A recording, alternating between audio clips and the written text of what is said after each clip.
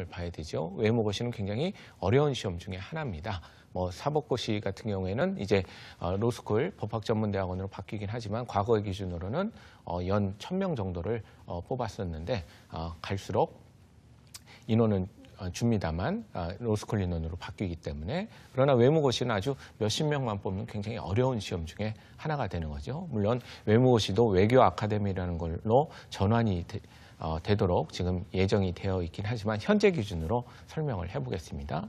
외교관이 되려면 외모고시라는 시험을 봐야 되고 외모고시에 합격을 많이 하는 그런 꿈을 이루기 위해서 많이 시키고 있는 그런 학과들을 보게 되면 영문과 영어교육과 정외과 학생들이 많이 합격을 하게 되는 거죠. 그러니까 영어 영문학과, 영어교육과 또는 정외과가 1순위, 2순위, 3순위 정도의 그런 목표가 돼야 되는 거고요.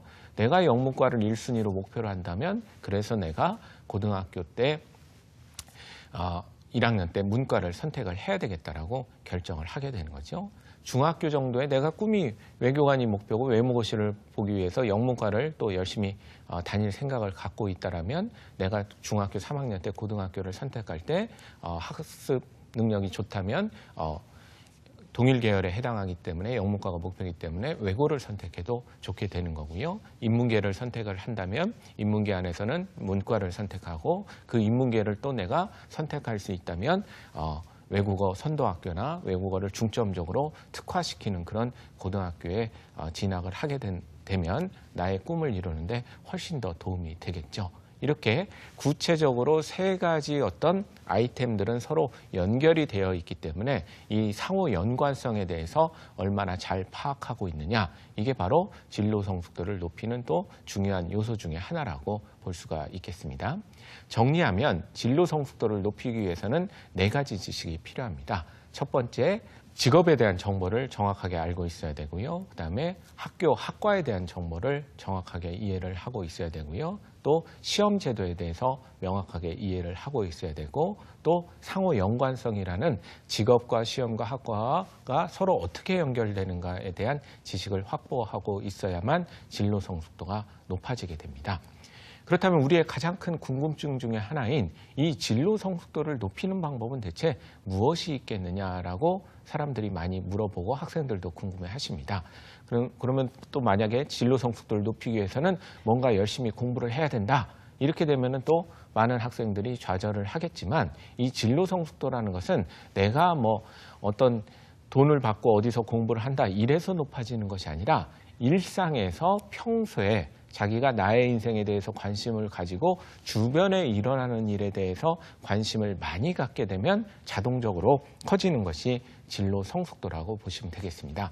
그래서 진로 성숙도를 높이기 위해서는 우리 학생들이 자기 또래에 맞는 좋은 서적들, 책들이죠. 그 추천도서 같은 것을 열심히 읽다 보면 책을 통해서 많은 간접 경험을 하게 되기 때문에 자연스럽게 여러 가지 지식들이 많이 올라가게 되는 이런 현상들을 보이게 되는 거고요. 또 신문과 방송에는 굉장히 다양한 뉴스들이 많이 나옵니다. 그 뉴스 안에는 우리 학생들이 필요로 하는 정보들이 굉장히 많이 있게 되는 거죠. 제가 본 하나 신문의 예를 한번 들어보겠습니다. 어느 신문을 봤더니 신문 경제면에 이런 기사가 나와 있는 거예요. 어떤 기사냐면 요즘 금융권에 수학과 출신을 많이 뽑는다라는 기사가 나와 있습니다.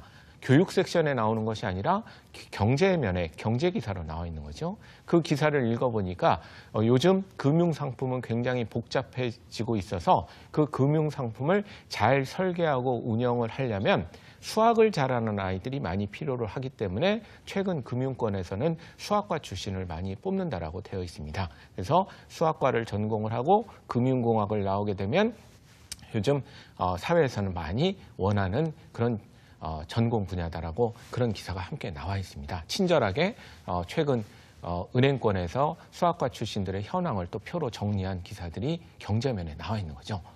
경제 기사라고 해서 나와 있지만 이건 대단한 우리 학생들을 위한 진로 기사입니다. 그걸 보고 우리는 뭘 알아챌 수가 있습니까? 아, 우리는 금융이라고 하면 전통적으로 상경계열이 가는 경영경제학과만 가는 줄 알았는데 그게 아니구나. 요즘 이과를 전공해서도 수학과 출신들이 또 많이 그쪽에 가는구나. 그럼 내가 금융 쪽을 목표로 한다면 굳이 문과를 가지 않고 이과에서 열심히 하는 것도 전통적인 이과 계열로도 갈 수 있고 그다음에 상경계열 쪽으로도 갈 수가 있기 때문에 금융 쪽으로도 갈 수 있기 때문에 훨씬 더 유리할 수가 있겠구나. 이런 정보들을 자연스럽게 습득을 하게 되는 거죠. 그래서 신문과 방송에 사회기사, 경제기사를 꼼꼼히 우리가 관심 있게 나의 미래와 관련되는 부분이다라고 생각을 하면서 보기 시작하면 굉장히 많은 것들이 보이게 된다는 것을 우리가 알아야 되는 거죠. 그다음에 또 많은 지식들을 압축해서 우리가 모든 것을 다 경험해 볼 수가 없으니까 간접 경험을 많이 해보는 게 중요한데 압축해서 전달받는 대표적인 방법이 다큐멘터리 같은 그런 여러 가지 좋은 작품들을 많이 보게 되면 그 안에는 좋은 정보들이 많이 있기 때문에 그런 것도 적극적으로 활용하는 게 굉장히 중요합니다. 그리고 우리 학생들 같은 경우에는 다 미래에 대해서 고민을 해야 되는 그런 청소년기 시절이기 때문에 나만 고민하는 것 같지만 옆에 친구들도 집에 가면 똑같이 고민을 하고 있거든요. 그런데 우리가 막상 친구들끼리 대화를 할 때 보면 우리가 연애 관련된 프로그램만 많이 얘기들을 하는데 그거뿐만 아니라 그것도 재미있어서 굉장히 좋겠지만 다양하게 같이 이 친구가 갖고 있는 것과 내가 갖고 있는 것을 같이 털어놓고 교환하는 개념이 굉장히 중요하기 때문에 친구들과 같이 미래에 대한 고민을 많이 얘기하는 것도 큰 도움이 된다라고 얘기를 하고 있습니다. 이런 활동들을 통해서 나의 진로 성숙도를 높이는 것이 대단히 중요하다고 볼 수가 있는 거죠. 그러면 진로 성숙도, 공부 잘하는 것과 진로 성숙도는 그러면 상호 비례하느냐? 반드시 그런 것만은 아닙니다. 그리고 서로가 다른 역할